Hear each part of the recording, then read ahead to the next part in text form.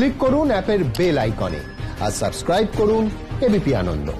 সব সময় থাকুন খবরে। নমস্কার, দেখছেন এবিপি আনন্দ। আপনাদের সঙ্গে রয়েছি আমি বৃষ্টি। আসছি বিস্তারিত খবরে।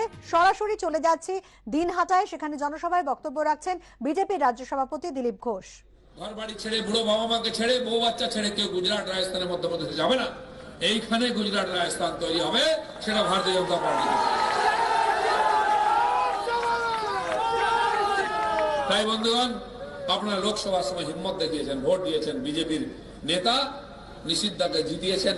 আর একবার ফাইনাল পরীক্ষা, সেমিফাইনাল হয়ে গেছে। যেমন ভাবে আপনারা সেমিফাইনাল দিয়েছেন, ফাইনালে আরো ভালো করে দেবেন। তাই 21-এর বিধানসভা নির্বাচন অগ্নি পরীক্ষা আমাদের।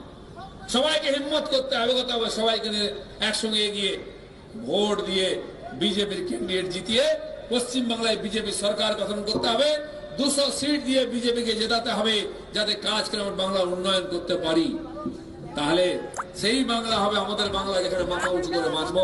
সেই বাংলা নির্মাণের জন্য ভারতীয় জনতা পার্টির কর্মীরা কাজ করছেন, বলিদান দিচ্ছেন, রক্ত ঝরাচ্ছেন, ঘাম ঝরাচ্ছেন।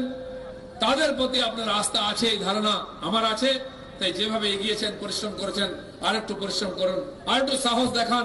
তাহলে 2021-এর মে মাসেতে নতুন সরকার হবে, নতুন ভাবে বাংলা এগোবে, উন্নয়ন হবে। সারা দেশের সামনে মাথা উঁচু করে বাঙালি আমরা গর্ববোধ করতে পারবো। এই কথা বলে সবাইকে ধন্যবাদ। ভারত মাতা কি জয়, জয় শ্রীরাম।